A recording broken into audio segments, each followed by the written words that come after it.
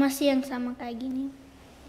Masih sama seperti ini. Berarti keluarganya ya, keluarga sekarang sudah merasa yang paling bagus ya?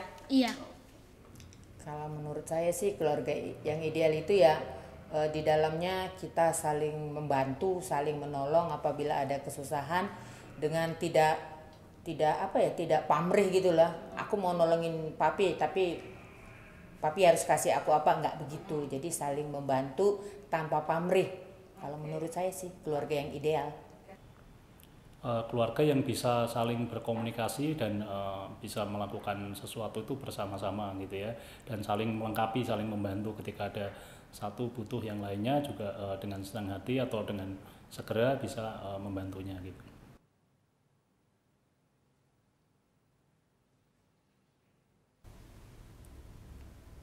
Kayaknya tidak ada. Keluarga yang ideal.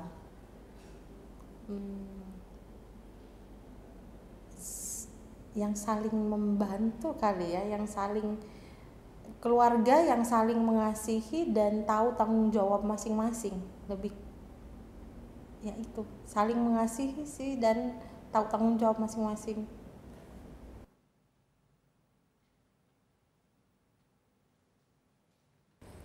Yang paling disyukuri sih sebenarnya anak-anak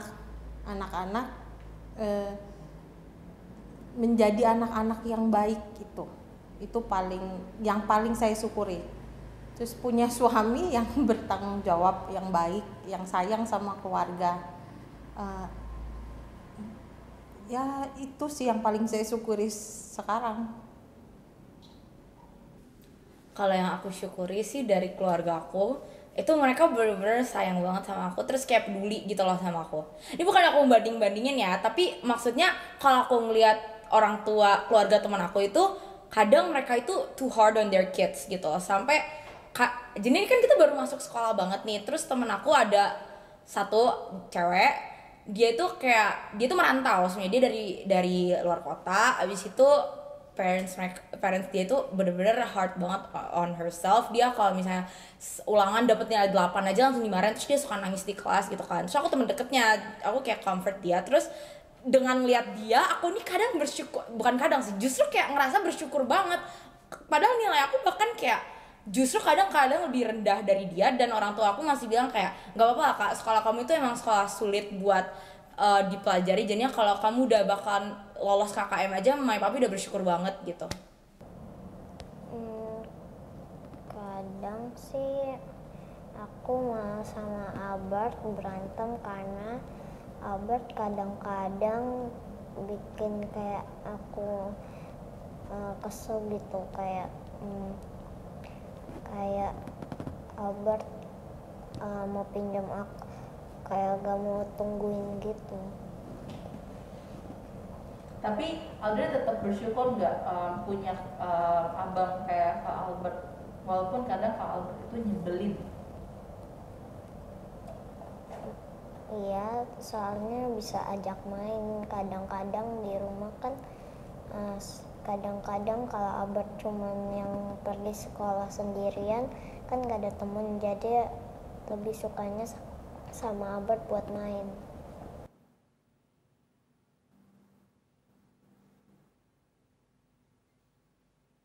Saya akan berterima kasih ke Tuhan karena saya merasakan keluarga saya adalah keluarga yang diberkati.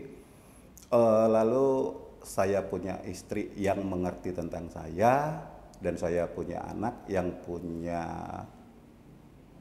ya saya tidak bisa, saya bersyukur banget sama Tuhan karena Tiffany itu merupakan putri satu-satunya titipan Tuhan ke saya yang menurut saya sempurna sebagai pemberian Tuhan, begitu.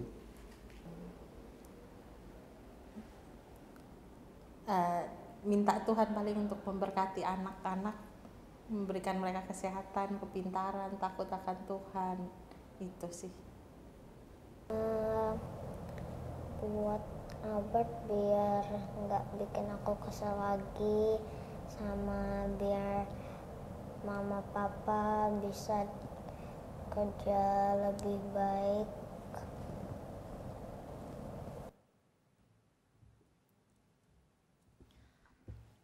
Saudara-saudara sekalian, video tadi punya satu pertanyaan buat kita semua. Keluarga yang ideal itu seperti apa? Itu narasi yang dibikin ya. Ada yang mengatakan tadi keluarga yang ideal itu adalah keluarga yang saling membantu. Keluarga yang ini dan itu. Kalau satu pertanyaan ini saya ajukan kepada umat sekalian, keluarga yang ideal itu seperti apa? Ini bukan video narasi nih, boleh langsung dijawab.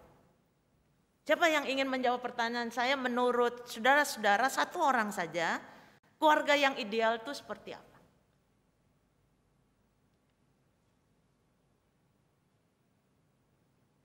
Ini sunyi nih.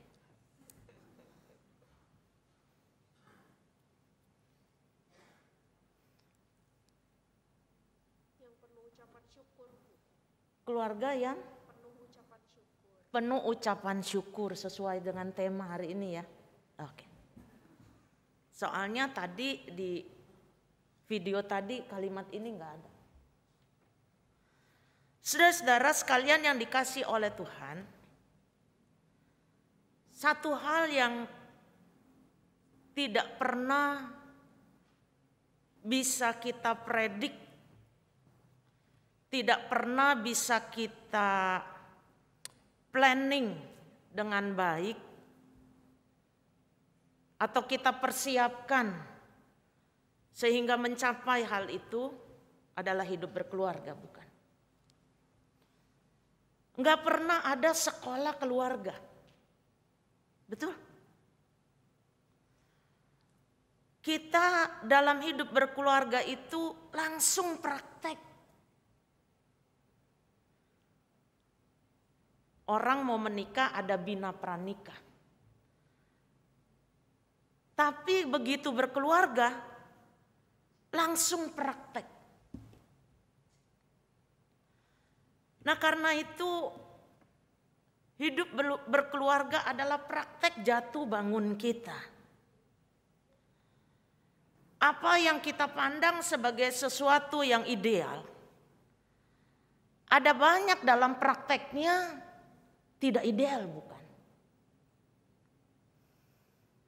Dan hari ini kita diajak untuk melihat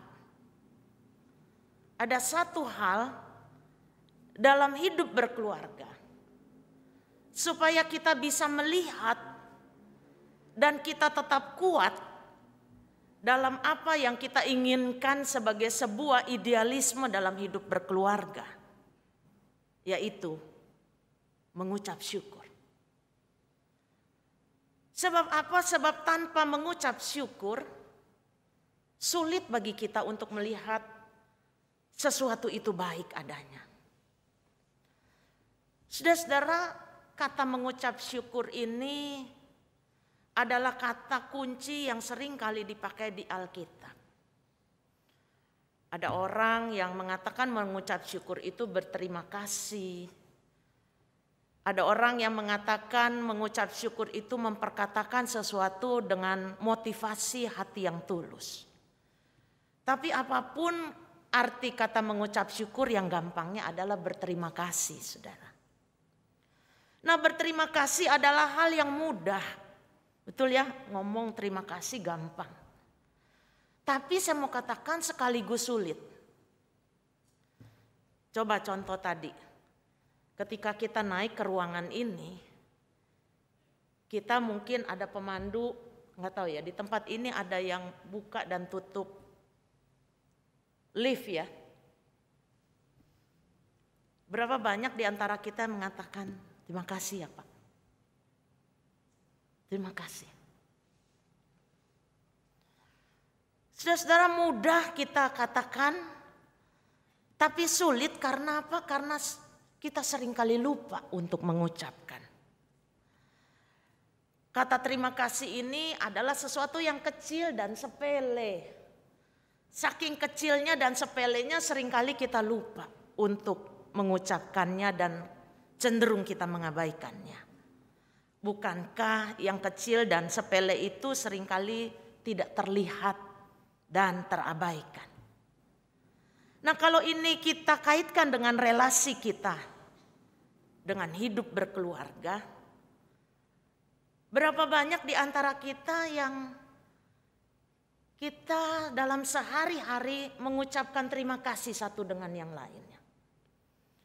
Ada banyak orang yang melihat bahwa keadaan dan kejadian yang ada dalam keluarga itu sebagai sesuatu yang rutin, sesuatu yang seharusnya, sesuatu yang memang menjadi hak dia, sehingga kita lupa mengucapkan terima kasih. Keluarga yang pagi hari ketika sudah disiapkan makan pagi, entah siapa yang menyiapkan, ibu atau asisten rumah tangga, apakah kita juga mengucapkan terima kasih kepadanya? Kita seringkali melihat dan memandang sesuatu itu sebagai hak kita dan atau seharusnya, sehingga kata yang mudah ini menjadi sulit untuk kita ucapkan. Bagaimana juga dengan relasi kita dengan Tuhan? Ketika kita bangun tidur, apakah kita juga mengucap terima kasih? Kita masih bisa melek, kita masih bisa bernafas tanpa dibantu, kita masih bisa berdiri, bahkan kita masih bisa beribadah di tempat ini. Apakah kita mengucapkan terima kasih kepada Tuhan? Saudara-saudara, hari ini dalam bulan keluarga di tempat ini, kita diajak untuk memiliki satu hal. Hal yang kecil, yang kadang terabaikan, tapi ternyata dia penting. Bahkan boleh saya katakan teramat penting dalam hidup keluarga kita, karena kita menginginkan sebuah keluarga yang ideal, yaitu rasa syukur. Saudara-saudaraku, dari bacaan kita hari ini, khususnya dalam Injil Lukas yang kita baca tadi, kita melihat ada sebuah persoalan dalam hidup ini di tengah-tengah masyarakat pada waktu itu. Saya pikir tiap hari juga kita berhadapan dengan persoalan, bukan? Dari mulai kita bangun sampai kita tidur.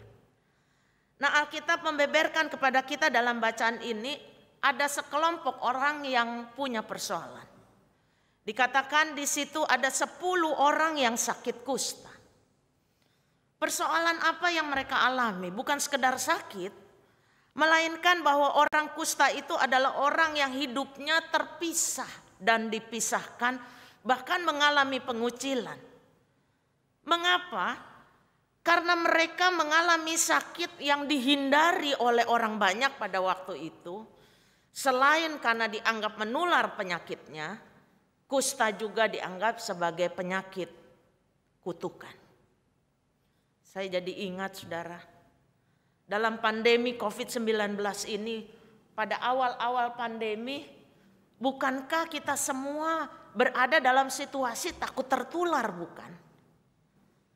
Jemaat kami adalah jemaat yang pada awalnya cukup banyak menghadapi situasi orang-orang yang tertular oleh pandemi ini. Saking banyaknya, lingkungan di sekitar tanpa disadari mengucilkan kami. Contoh, saya sebagai pendeta diketahui adalah pendeta di GKI Citra. Jadi kalau saya mau keluar, saya mesti tengok kiri kanan. Ada orang enggak? Karena begitu orang ada, mereka tutup pintu.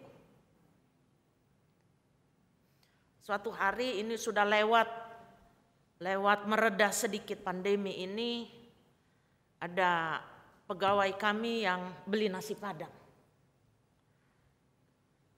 Lalu ke rumah makan Padang di komplek itu. Begitu dia parkir sepedanya, dia katakan, "Mas, jangan masuk. Berdiri aja di situ. Teriak aja pesannya apa." Dia bingung, gak boleh masuk.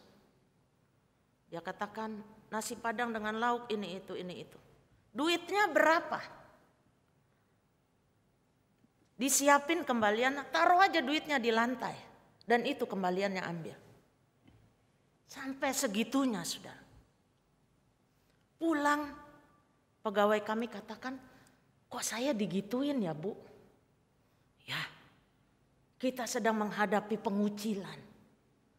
Karena pada waktu itu, antisipasi untuk penanganan COVID belum seprofesional sekarang. Saudara-saudara, hidup yang dikucilkan itu paling gak enak.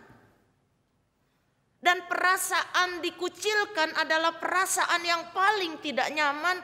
Dan orang yang dikucilkan itu merasa lebih baik mati, bukan?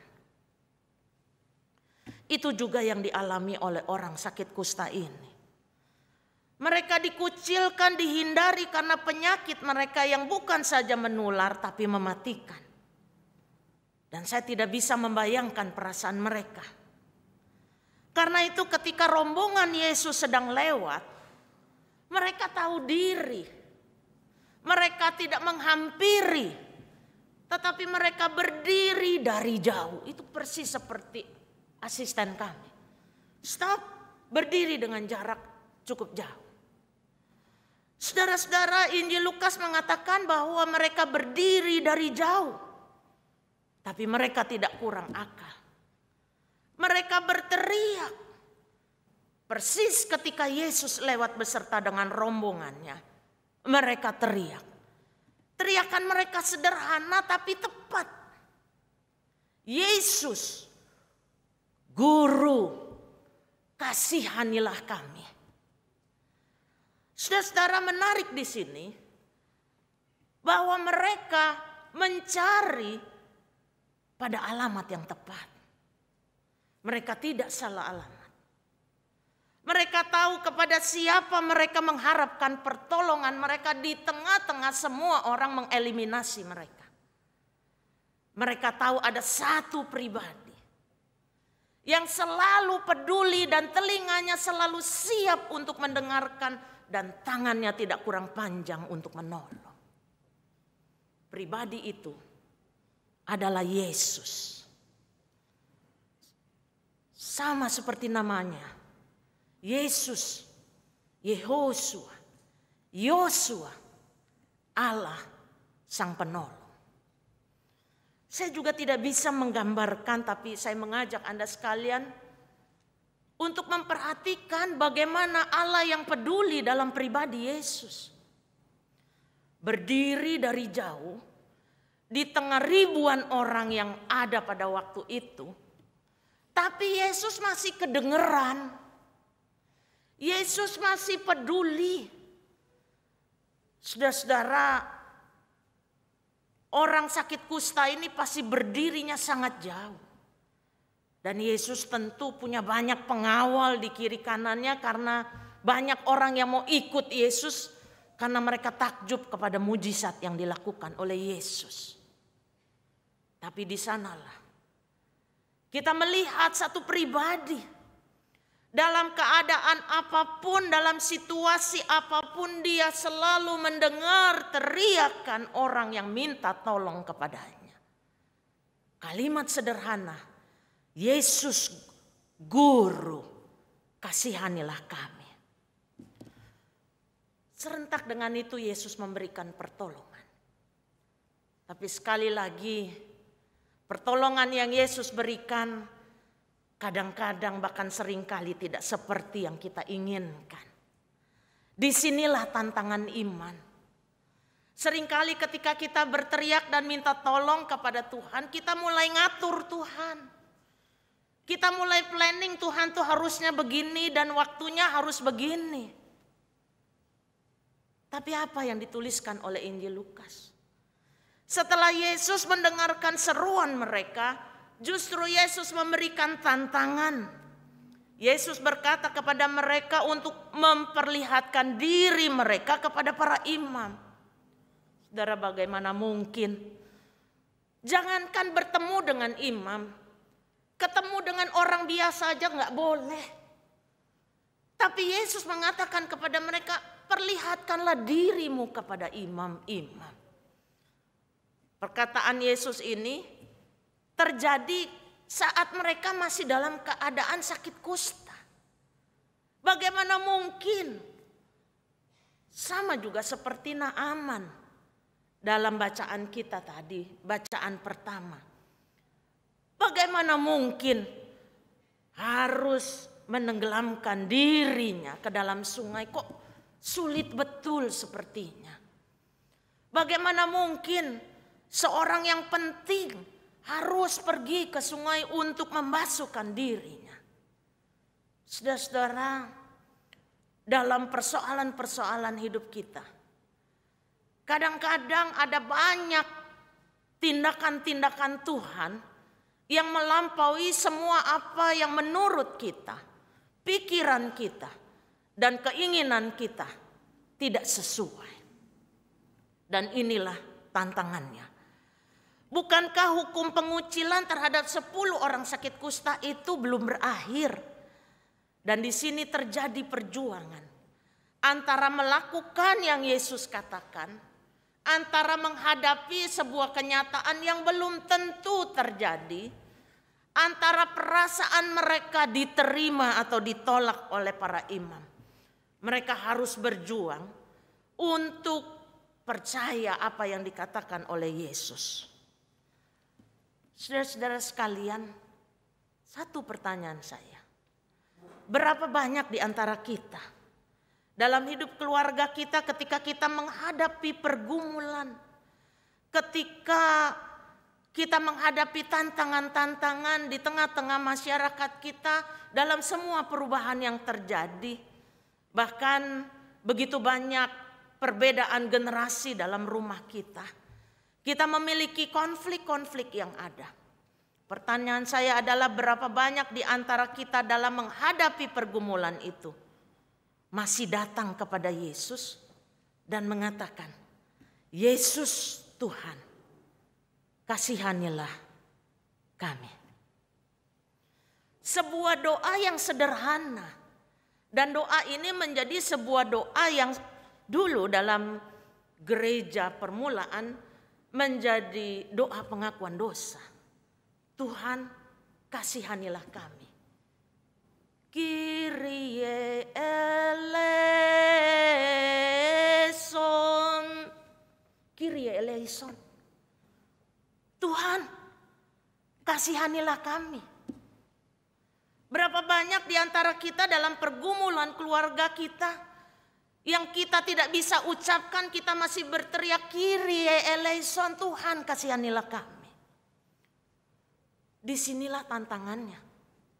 10 orang kusta itu, setelah mereka meneriakkan Yesus, Guru kasihanilah kami, ternyata mereka mengikuti perintah Yesus.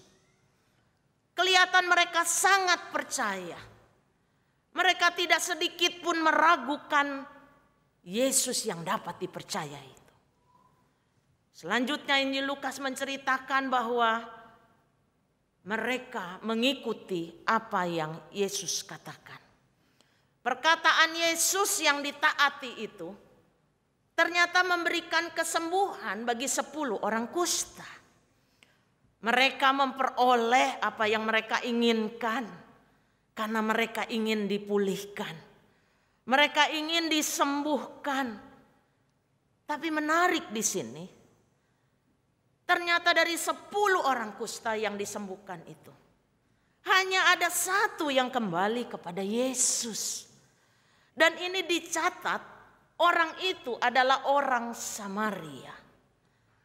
Catatkan juga dari 10 orang kusta itu, 9 orang adalah orang Yahudi. 1 orang adalah orang Samaria. Orang Samaria adalah orang yang dikucilkan karena dianggap bahwa darah mereka tidak murni lagi. Tapi ternyata orang Samaria itu yang kembali kepada Yesus, dan dia bukan sekedar kembali, melainkan dicatatkan dalam Injil Lukas dia kembali dengan memuliakan Allah dengan suara nyaring. Dia tersungkur di depan kaki Yesus dan dia mengucapkan terima kasih. Dia mengucapkan syukur kepadanya. Orang Samaria yang sudah disembuhkan secara fisik itu datang tersungkur dan bersyukur. Dia mau merayakan kesembuhannya bersama dengan Yesus. Pertanyaan saya yang kedua, saudara. Apakah kita dalam hidup berkeluarga juga mau tersungkur dan bersyukur kepada Tuhan untuk segala berkat dan pertolongan yang telah kita terima?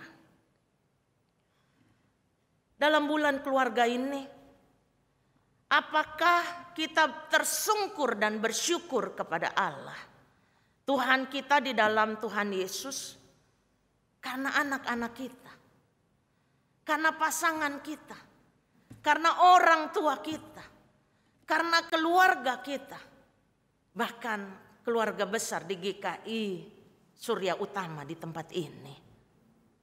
Saudara-saudara sekalian yang dikasih oleh Tuhan, coba kita checklist dalam hidup keluarga kita. Kita lakukan checklist.